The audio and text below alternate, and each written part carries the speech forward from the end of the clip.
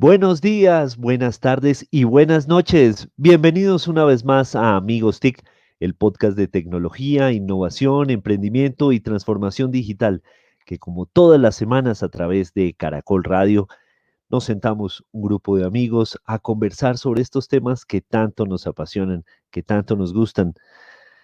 Y bueno, siempre con esa certeza de que cada semana nos encontramos con un invitado muy especial, un invitado que marca tendencias en la industria en la que se esté moviendo. Y hoy no es la excepción.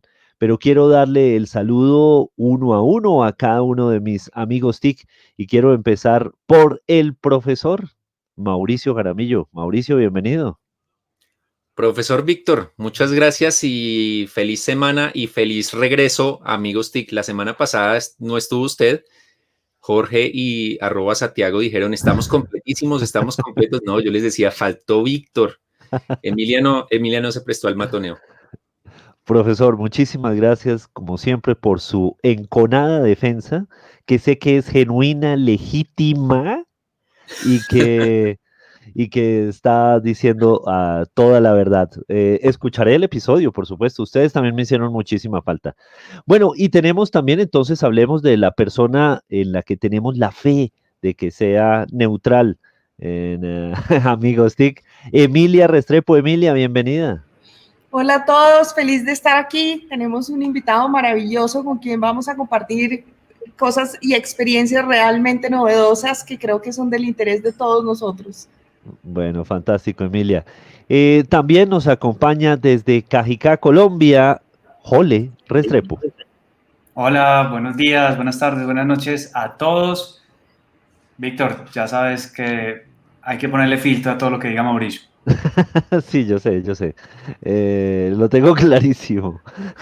Bueno, y desde alguno de sus muchísimos feudos nos acompaña Santiago Pinzón Galán.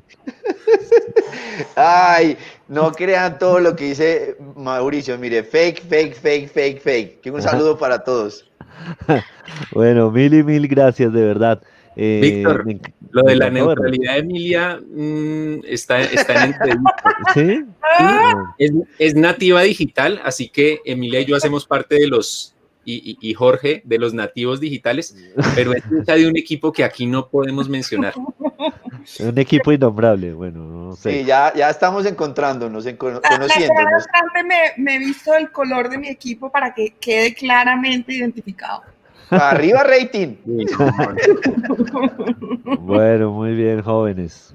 Cómo me y hicieron ahora de falta la semana pasada. Los extrañaba. Bueno, y tenemos un invitado muy especial. Yo quisiera pedirle el favor a Jole que nos presentara a nuestro invitado. Bueno, nuestro invitado somos de la misma universidad, de la Universidad Nacional de Colombia. Él además somos colegas porque él es diseñador eh, y tiene un máster en innovación y gestión del conocimiento. Adicionalmente, es certificado por la Universidad de Stanford en temas de design thinking. Muy apasionado por el tema de diseño, pensamiento de diseño y además autor de varios libros de los cuales vamos a hablar, y él es Nel Martínez. Nel, muchas gracias por estar con nosotros en Amigos TIC. Hola, Jole, buenos días, buenas tardes, buenas noches, como dicen ustedes. Es un placer estar con personas tan destacadas como ustedes. Siempre los ve uno en el line-up, en la cumbre, como los principales en cualquier evento donde son invitados, y pues el placer es mío. Qué nervios, qué susto. No, Nel, No, bienvenido. relajado, relajado, relajado. Que Víctor Relajado, tiene muchos tranqui. años de experiencia. Mauricio hace bullying. Emilia es neutral. Jole es Bueno. joven y yo soy centennial. O sea, fresco. Sí, sí, un ejemplo de eso es que cuando Nel nos dijo que nos ve en la cumbre, Mauricio ya estaba diciendo, ya, ven, nos dijo montañeros. Pero no, no, aquí entendemos perfectamente. Nel, una pregunta.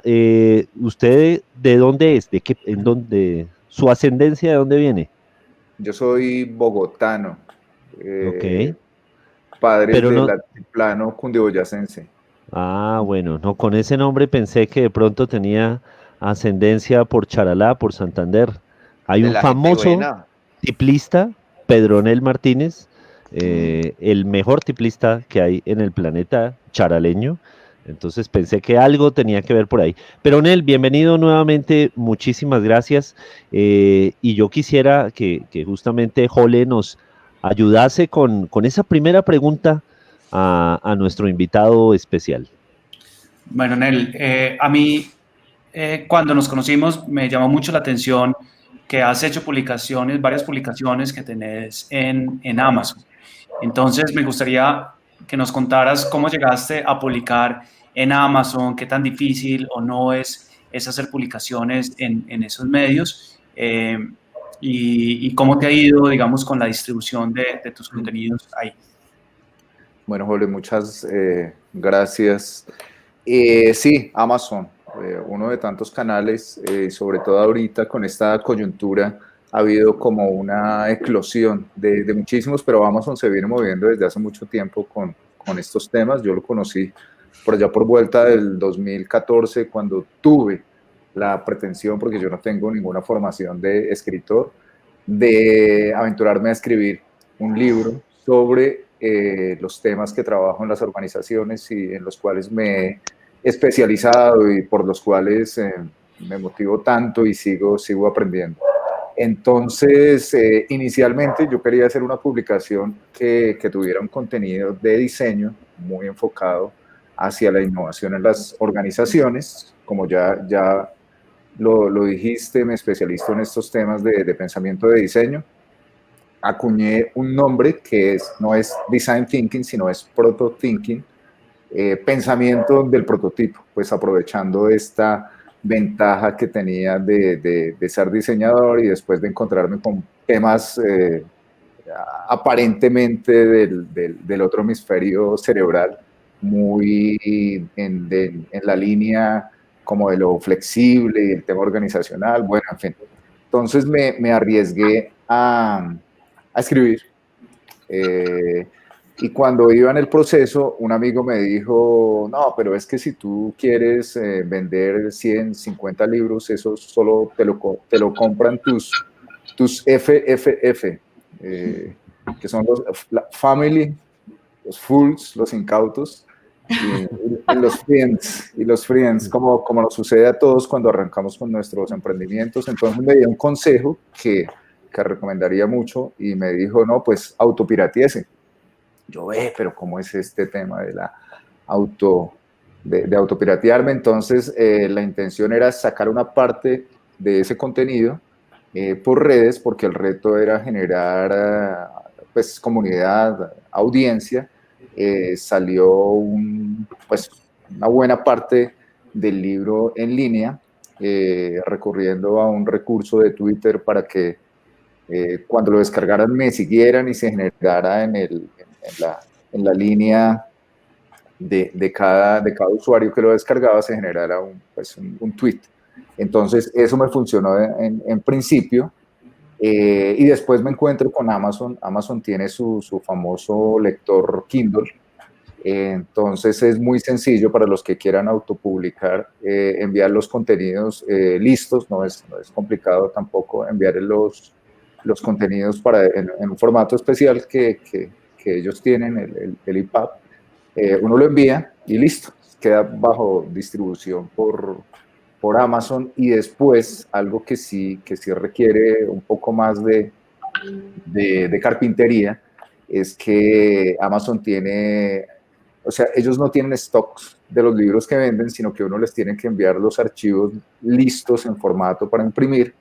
Ellos pues los tienen ahí almacenados y tienen sus proveedores de impresión. Entonces, por demanda, si alguien le pide un libro en cualquier lugar del mundo, lo imprimen y lo envían a cualquier parte. Entonces ha sido interesante el proceso de autopublicación en la medida que pues, no estaba familiarizado con el tema de las publicaciones. Me encontré con ello y también me encontré con que algunas editoriales pues tienen contratos como muy leoninos hacia el autor. Entonces esto ha sido interesante porque cumple, no es que sea malo, sino que ni bueno, sino que cumple con mi propuesta de reto, que es generar comunidad alrededor de estos temas.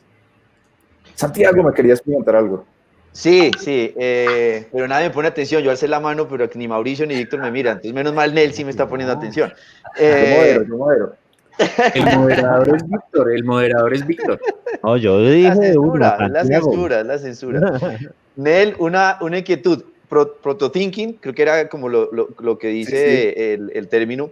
¿Cómo lo Sí, ven mira, las empresas y en sus experiencias? O sea, ¿cómo lo lleva uno a la realidad de las empresas eso?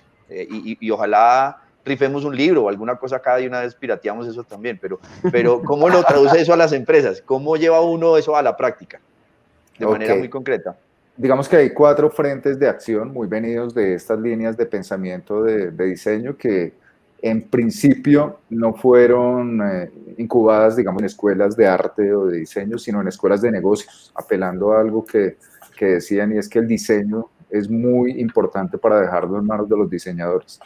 Porque pues absolutamente todo tiene diseño, según esa teoría. Tú solamente haces una búsqueda, diseño, espacio, y lo autocompletas con cualquier adjetivo: automotriz, textil, gráfico, industrial, azul, verde, rojo, el adjetivo que quieras, conjuga muy bien con el diseño. Y después pones diseño, espacio, le pones cualquier sustantivo, entonces encuentras diseño de base de datos, diseño de sonrisa, diseño de luz, diseño de sonido, diseño de absolutamente todo tiene diseño.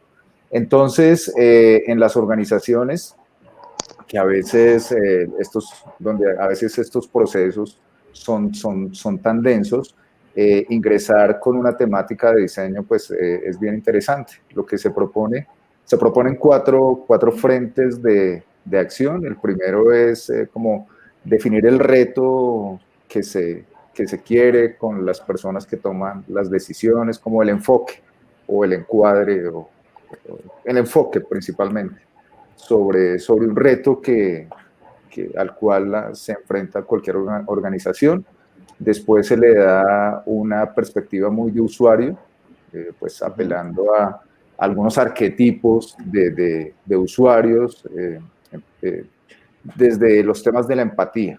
Después hay mucha experimentación, también con muchísimas herramientas de diseño. Para prototipar una estrategia puedes utilizar papel, puedes utilizar cualquier canvas que tengas a la mano, puedes hacer origami, puedes hacer storytelling, puedes hacer una cantidad de cosas para que todo el equipo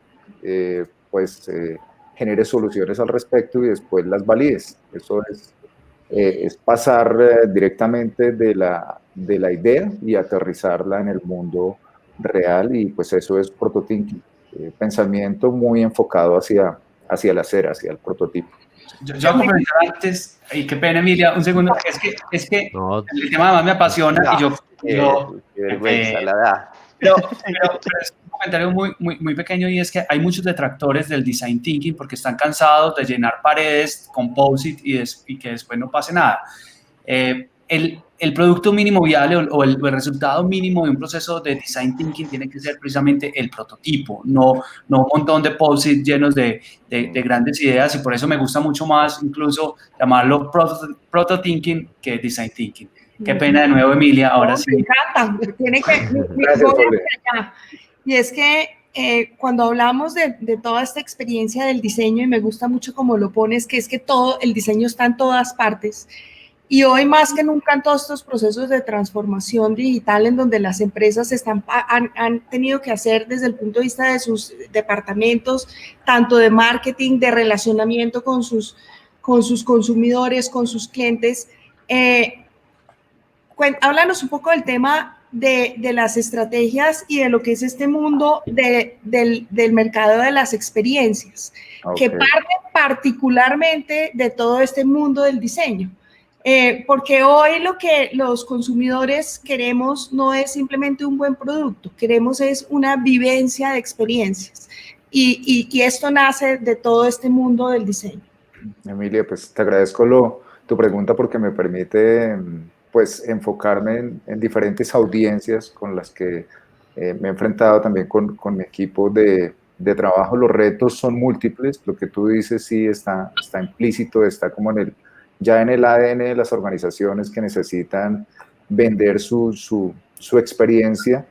Les cuento que, por ejemplo, más que la experiencia hacia un usuario final, les cuento la experiencia con algunas personas con las que he estado interactuando en estos procesos. Audiencias muy variadas, por ejemplo, en Sucre tuve el reto hace 2 años de enfrentarme a un proyecto de nuevos productos, pero era para una audiencia, digamos, interesante porque eran agricultores y eran personas digamos, con algunas problemáticas sociales, desplazados, en fin.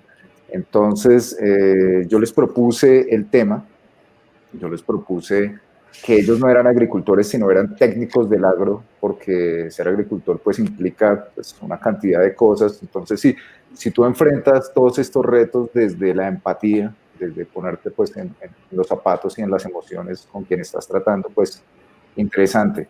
Y después, durante todo un proceso, allá con la Cámara de Comercio de Sincelejo, terminamos haciendo una feria. Yo inicialmente les dije que íbamos a hacer de final de las sesiones, íbamos a hacer una feria, pero era algo muy sencillo, como mostrar nuestros nuevos productos de manera pues muy de bazar de colegio, pero ellos se sintieron pues tan empoderados con el tema que terminaron consiguiendo su nido por allá en la Plaza del Corregimiento. Hicieron, eran 3 municipios, en cada uno hicieron la primera feria sobre la base de lo que estamos trabajando. En uno era La Yuca, en un municipio era La Yuca, ni siquiera era la cabecera municipal, era un corregimiento. En uno era la yuca, en otro era el ñame y en otro la berenjena. Entonces terminaron haciendo toda una experiencia, así como tú lo nombras, Emilia, consolidada en una feria con sus productos. Entonces recuerdo, por ejemplo, que una señora sacó los tostiñames y se convirtió en proveedora después de la Cámara de Comercio de Sincelejo. Entonces, no tanto la experiencia hacia el usuario final, pero el contacto que he tenido con las personas que han recibido esta metodología ha sido pues una experiencia magnífica. Y ellos, pues la intención es que después eso se traslade pues a sus usuarios reales, con lo que tú nombras del diseño de la experiencia. Cada vez hay usuarios más con mucha más información. Cuando tú llegas con tu oferta de servicios, tu usuario ya tiene el 80% de información de lo que tú le estás ofreciendo, solamente necesita pues, tomar la decisión. Entonces ahí es cuando se hace importante el diseño en tanto configuración con quien estás trabajando y después en la extensión con los usuarios reales. Muy importante esto de incorporar el diseño y llevarlo al mundo de las regiones. Clave eso. Nel, una pregunta, no son cifras oficiales del DANE, pero Colombia, ¿cómo es el manejo con los clientes en un país que tiene alrededor de 43.800.000 diseñadores? ¿Cómo es eso? El manejo con los clientes. Bueno, digamos que si tú introduces tu tema, te apasiona tu tema, digamos que en mi caso es el diseño y me enfrento a 48 millones de diseñadores frente a mis competidores, pues el tema se vuelve bastante complejo porque me imagino que es hacia donde está direccionada tu pregunta. Sí, nuestros clientes son esos 40 y pico de millones de diseñadores.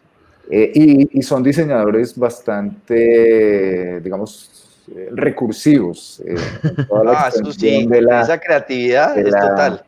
De la palabra. Entonces, lo que hay que hacer, y me gusta tu enfoque, es que esto tiene que ir muy encaminado hacia el hacer, hacia mostrar, hacia tu producto mínimo viable, hacia tu experiencia, servicio mínima viable.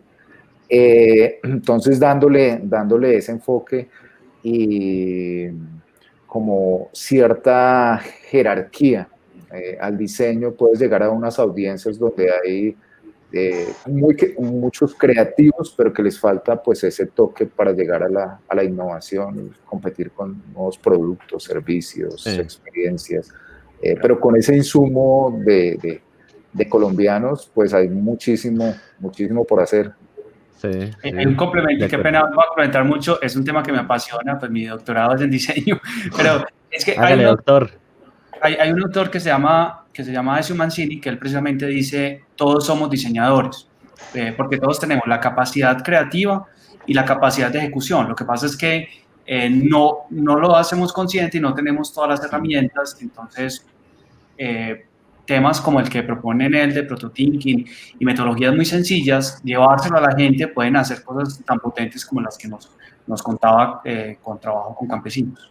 Sí, Jole, y me gusta que lo digas porque yo sé que en el ámbito del título del diseño, en el ámbito en el que te mueves, por ejemplo, Jole, hablar que todos somos diseñadores, pues puede sonar no muy bien, porque pues para eso se estudia y para eso hay desgaste de energía y tiempo haciendo pues una carrera profesional, pero no es digamos, no es en tal sentido, sino en lo que tú dices, que todos somos creativos, todos tenemos la capacidad de aterrizar nuestras ideas, de representarlas y de hacerlas cada día mejor. Tú puedes diseñar una experiencia en tu tienda de barrio o en tu feudo, así como Santiago. Dice Víctor de Santiago.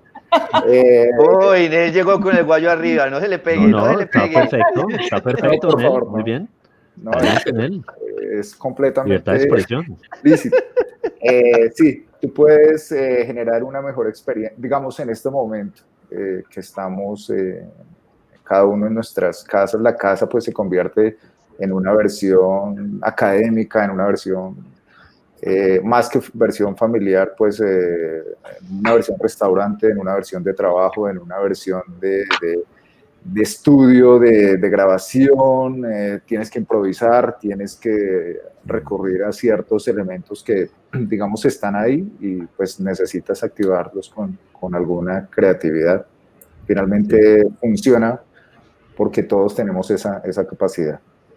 Sí, perfecto. No, bueno, entonces en este país de 44 millones de diseñadores, donde el cliente cree que existe la operación Control Shift, ponerle sombrerito al muñeco, vamos ahora al dato de Mauricio Jaramillo. Mauricio, ¿a qué le ponemos el ojo en el dato que nos trae? Muy bien, Víctor, me tocó hoy ojo al dato y Jorge, PhD, puso un punto alto la semana pasada, así que mi dato es muy breve. Hace unas semanas tuvimos en Impacto TIC un evento que llamamos Reimaginando los Territorios Inteligentes, pensando en que no solo debemos hablar de ciudades inteligentes. Y aunque sabíamos que no podíamos pensar solo en Bogotá y Medellín como territorios inteligentes, nos sorprendimos con el dato. El dato es 61.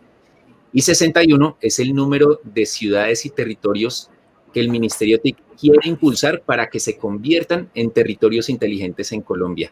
La semana pasada hablábamos de la Colombia profunda, la que todavía no tiene ni conexión y a veces ni energía eléctrica, pero debemos ir hacia adelante. Y hay 61 territorios, ciudades, municipios que pueden llegar a ser inteligentes muy pronto. Obviamente eso requiere conectividad, tecnología, cambio cultural y para enlazarlo con el tema de hoy, también pensamiento de diseño de las ciudades, de los lugares, de los procesos con el gobierno, etcétera, etcétera. Así que 61 es un número que quiero dejar ahí en la mente de todos.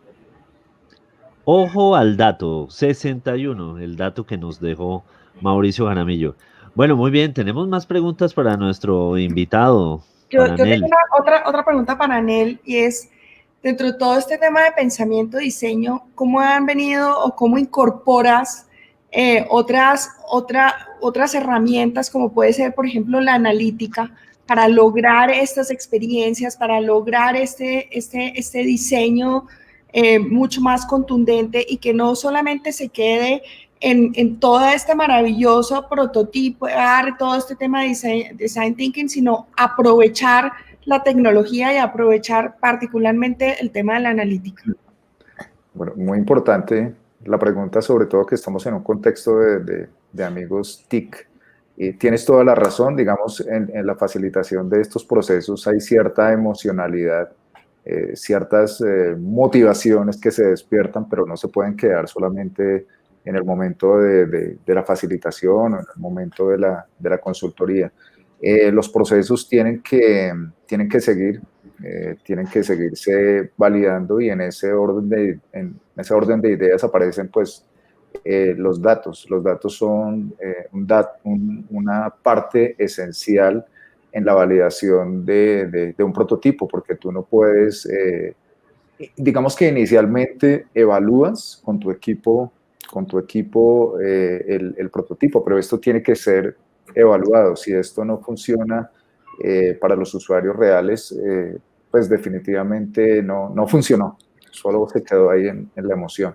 Y ahí es cuando entra pues la trazabilidad, los datos, qué tanto, cómo lo perciben, no tanto cómo lo perciben, sino qué tanto interactúan con ese prototipo, qué términos se dan,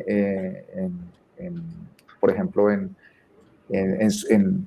cuánto dejar una versión andando y en qué punto se consolida esa versión, y con base en esos datos hacia qué versión vamos o iteramos en el proceso. Definitivamente lo descartamos.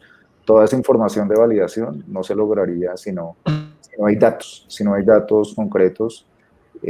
No se puede eliminar un prototipo sencillamente por especulación, sino apelando a buena información. Pero es lo que hace que se robustezca y que se generen nuevas y mejores versiones de todo lo que diseñemos. Nel, Santiago. Mauricio, sí, Mauricio, No. el dato y el monopolio. No, Santiago, bienvenido. Siga usted, que está por allá en la Colombia profunda en alguna de sus haciendas. Adelante. Ay, Dios, qué montadera. Nel, muy concreto, ¿qué libros, 2 o 3 libros recomienda para alguien que está curioso del tema de diseño? Y Jole nos puede ayudar acá también, pero Nel, ¿qué diría en ese top 3 de libros que sería interesante como literatura para esta conexión entre transformación digital y diseño? ¿Cuáles serían sus recomendaciones? Bueno, el clave es de una persona de Stanford, el profesor Barry Katz. Él es coautor de un libro con Tim Brown, que es como el gurú pues, del pensamiento de diseño, que se llama Change by Design. Sí. Otro, aquí lo tengo justamente, otro que se llama Design of Business, de Roger Martin. También es muy importante, pero en cuanto a literatura, también podría recomendar García Márquez. García Márquez trabaja un tema que para mí fue muy inspirador cuando comencé esta línea de escribir con base en el diseño, porque él habla de la carpintería de la literatura. Digamos, ese hallazgo me motivó bastante a escribir. Él dice que, pues en su caso, la escritura de ficción es un acto hipnótico y tiene que ver con que le transmitas un ritmo respiratorio a tu lector para que no despierte, porque si se despierta, pues se pierde sencillamente la magia. Y de hecho, hay un video por ahí que se llama La carpintería de García Márquez. Él dice que, digamos, un texto, un párrafo de texto podría ser, pues no lo dice literalmente, pero podría ser la madera, y un adjetivo, un clavo, y una bisagra, un sustantivo, y que todo eso que hace, o sea, tú puedes saber mucho de escritura, pero esa magia solamente se logra transmitiendo ese ritmo respiratorio, solamente se logra con carpintería. Y esa carpintería, pues, por más que sea un proceso de escritura que es como tan, como, digamos, tan sublime, ideal, pues, que uno pensaría que no es un resultado tangible, pues los escritores como él dicen que hay carpintería, que tú puedes hacer ajustes, poner una bisagra para hacer una inflexión. Bueno, tiene un texto muy lindo que habla sobre carpintería narrativa. Entonces, en ese sentido, recomendaría como ese tipo de lecturas para encontrar estructuras ocultas que te permiten después reconstruir en lo que tú te sientas más hábil. Por ejemplo, ustedes que hacen tantas figuras visuales nos llevan a este tema del podcast es eso, ¿no? Generar imágenes en los usuarios, en la mente de los usuarios. Eso solamente se logra con la carpintería, pero carpintería en la locución, por ejemplo. Sí. Sí. Ahí yo voy a complementar chévere. con un podcast que le recomiendo mucho a nuestros oyentes que se llama Creative Confidence, que lo hace IDEO, y de hecho IDEO, pues busquen IDEO, que IDEO en español, pues tiene mucho contenido y mucho contenido abierto en el tema de Design Thinking, pero ese podcast está muy potente. Creative Confidence. Bueno, muy bien. Vamos con una pregunta que tenía Mauricio. Uy, qué peligro. Pero eso sí, Mauricio, no vaya a salir ahora, porque lo conozco. Ahora va a salir Prepárese en él, prepárese. con que Jole es García Marquiano, que sus columnas en Impacto TIC también duermen a la gente. No vaya a decir eso. De verdad, Mauricio. Más bien vaya con su pregunta, por favor. Por favor, que nuestros oyentes vayan a Impacto TIC y lean las columnas de @JoleRestrepo, que realmente hace muy buenos aportes en educación y en otros temas. Así que, muy bien. Nel, una pregunta muy breve. No voy a decir A, B, C, D, E, F, como me calumnian ellos.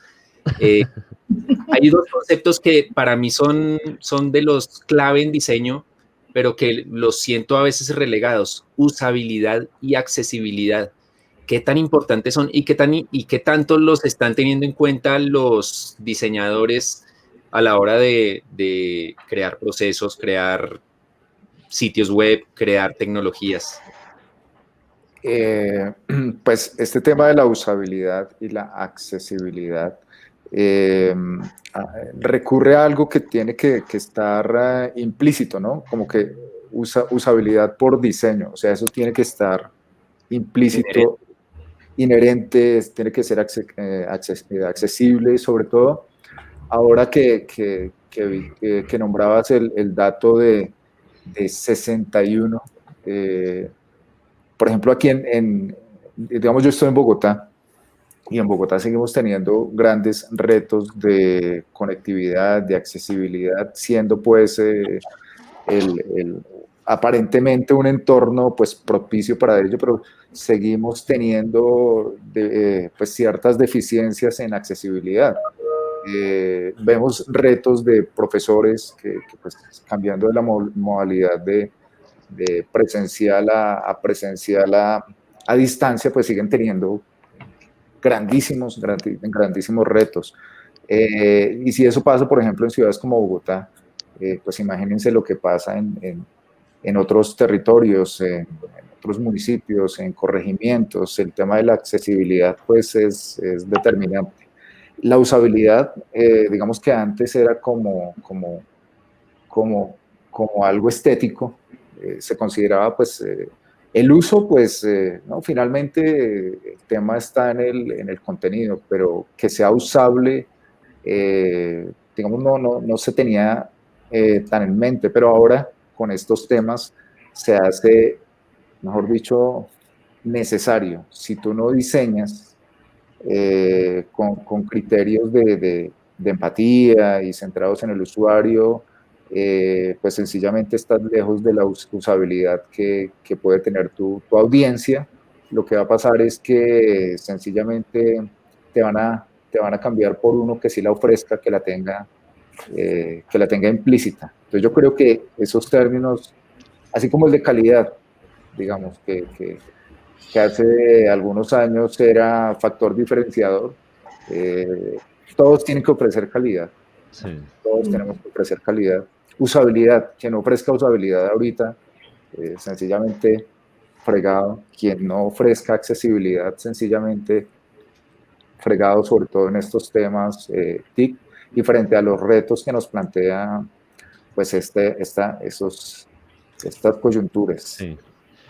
Emilia tenía una pregunta y vamos con Sí. el editorial de Santiago. Nel, muy rápido, hay muchos jóvenes que te van a escuchar y van a decir, yo quiero ser como Nel.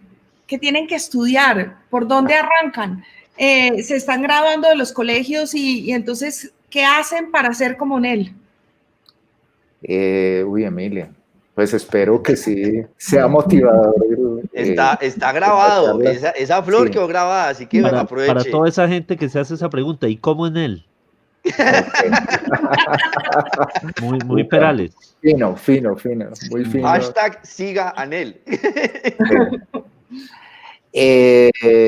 Pues bueno, digamos que yo tengo 2 niñas y me gustaría que estudiaran diseño. Digamos que cuando yo estudié diseño, nos graduamos hace ya tiempo, ¿cierto, Jole?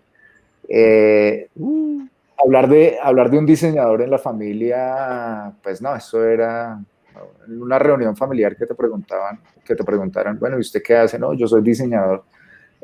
Para explicar eso era muy complejo, así como, vamos, puede ser más fácil con que estudies economía o medicina, todo el mundo sabe, digamos, o tiene idea de lo que hace un economista o un médico, pero diseño no tanto. Sigue siendo complicado explicarlo, pero yo sí invitaría al que sea que estudie diseño a que tuviera acercamientos con este mundo del diseño y que los complementara, incluso con temas que aparentemente son diametralmente opuestos, como la analítica y como las matemáticas, como las ciencias exactas. Entonces, yo le recomendaría que, asociado a cualquier cosa que se quiera estudiar, estudien diseño como un complementario, y si estudian diseño, que complementen con algo que sea, incluso que crean que es diametralmente opuesto, como astronomía, en fin, cualquier Sí. física, cualquier otra carrera que uno diga, no, definitivamente esto no tiene diseño por ningún lado. En la complementariedad yo recomendaría eso. Sí, de acuerdo. Digamos que Bueno, sí. hágalo. No, y esta semana en voz alta, Santiago Pinzón Galán. Pensando en voz alta, esta semana pensando en voz alta es muy concreto. La emergencia sanitaria permitió que el Ministerio de Trabajo sacara una circular, trabajo en casa, y desde marzo la mayoría de organizaciones públicas y privadas están trabajando en la casa. Pero cuando se acabe la emergencia sanitaria vamos a tener que regresar a la reglamentación, al teletrabajo que existía por el decreto 884 del 2012. Lo que estoy pensando en voz alta es, si tenemos ya la realidad del modelo híbrido, que va a ser finalmente personas trabajando presenciales y no presenciales, las posibilidades que hemos logrado en estos 8 meses de trabajar a distancia en cualquier parte del país, en cualquier circunstancia, ¿por qué no logramos facilitar una regulación que sea siglo XXI, que permita sacarle esos beneficios que hemos vivido y logremos que el trabajo remoto no sea solamente por la emergencia sanitaria, sino siga adelante y Colombia sea un abanderado para que las organizaciones, para que la calidad de vida, para la productividad siga? Existen unos proyectos de ley que están en curso, pero cuando se acabe la emergencia sanitaria vamos a volver al teletrabajo y vamos a tener problemas en bioseguridad y vamos a tener problemas en la rigidez de esa regulación. Pensando en voz alta, ¿por qué no diseñamos una regulación inteligente y el trabajo remoto, modelo híbrido siglo XXI, Colombia lo lidera? Pensando en voz alta con Santiago Pinzón esta semana. Bueno, muy bien, de verdad. Oportuna reflexión, Santiago. Y más corto que su dato. Sí. Sí. ¿Sí ve? Vamos inexplicable. evolucionando, Nel. ¿Sí ve? Vamos evolucionando. Lo que pasa. Bueno, muy bien. Bueno, Muy bien. Nel, recientemente sacaste un nuevo libro que ayuda en todos estos procesos de creatividad. Entiendo que a través del juego. ¿Por qué no nos contás un poco sobre esa última publicación?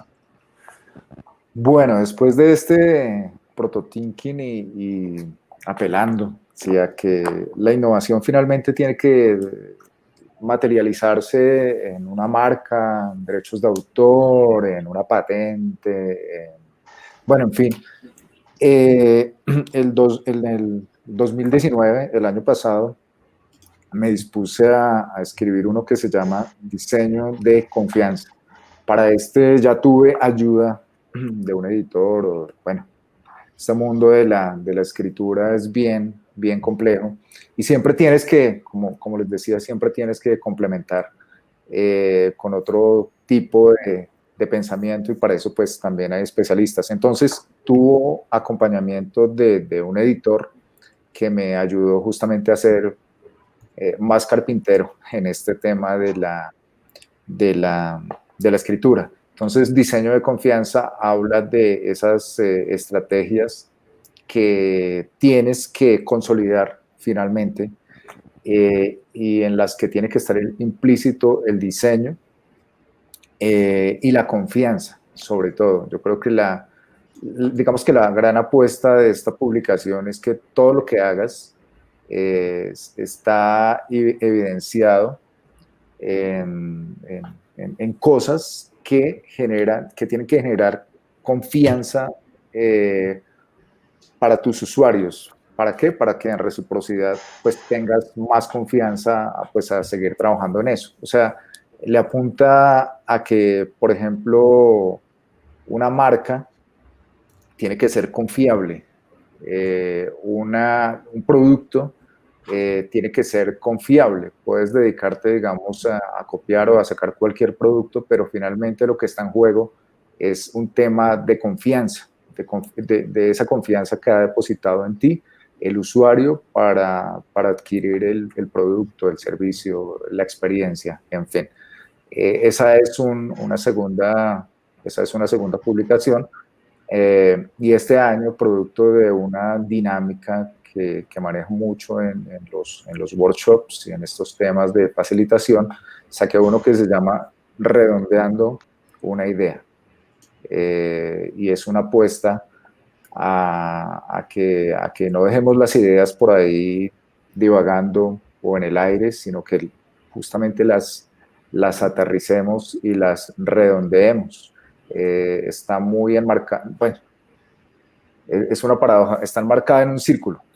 El círculo es el hilo conductor, todo es cíclico, hay versiones, hay ciclos, hay giros, hay tours, la vida es un ciclo, los productos tienen un ciclo, entonces arranca por un concepto muy japonés, muy zen, del círculo, que todo es un continuo movimiento.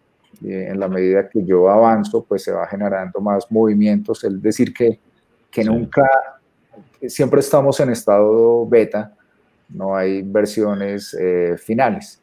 Y después lo que cuento es la aplicación de esta dinámica que les cuento, que no, es una suerte de competencia de ideas recurriendo a un círculo. Un ejercicio sencillo llevado pues a un tema para pensar en redondear las ideas. Esta semana tuvimos en Amigos TIC a Nel Martínez, director de InVisual, una agencia de innovación y diseño. Nel, un apasionado por el mundo del diseño, que se atrevió a decírselo a su familia, aunque sonara marciano, estuvo aquí acompañándonos, hablando de la innovación y de la oportunidad de la autopublicación. Esto es Amigos TIC, nos vemos la próxima semana. Saludos. Muchísimas gracias a todos los amigos TIC y un abrazo.